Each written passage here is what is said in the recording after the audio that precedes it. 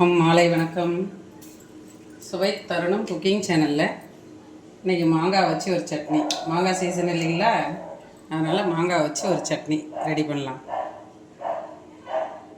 First oil ஊற்றிக்கலாம். Oil கொஞ்சம் சூடாகட்டும். ஆயில் சூடாகிடுச்சிங்க. தக்காளி வச்சுக்கலாம்.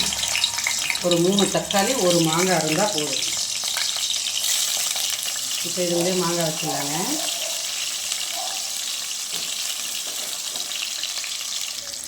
மூணு தக்காளி, ஒரு மாங்காய், ஒரு 6-7 பல்லு பூண்டு, ஒரு 6 பச்சை மிளகாய், இல்லை உங்கள் காரத்துக்கு ஏற்ற மாதிரி சேர்த்துக்கணும். இது அப்படியே கொஞ்சம் நேரம் நல்லா வதங்கணுங்க. இப்போ இது வதங்கிடுச்சிங்க. ஒரு 2 நிமிஷம் ஆற விட்டு அப்படியே மிக்சியில் போட்டு அரைச்சிக்கலாம். இப்போ வதக்கினதெல்லாம் மிக்சியில் போட்டுக்கலாங்க. வெங்காயம், பூண்டு, பச்சை மிளகாய், மாங்காய். இது கூட இன்னும் ஒரு 2 ஐட்டம் ஆட் பண்ணலாம். இது கூட வெங்காயம் ஆட் பண்ணிக்கலாங்க.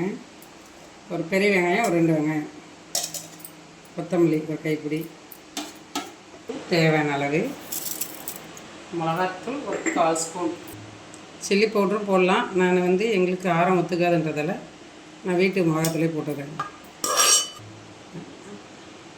இப்போ இது எல்லாமே அரைச்சி எடுத்துன்னு வந்துடலாங்க. சட்னி அரைச்சாச்சுங்க. அந்த அளவுக்கு அரைச்சிக்கணும். இப்போ இதுக்கு ஒரு தாளிப்பு. எண்ணெய் கொஞ்சம் ஊற்றிக்கலாங்க. கடுகு கொஞ்சம் போட்டுக்கலாங்க. சட்னி தாளிப்பு போட்டுக்கலாங்க.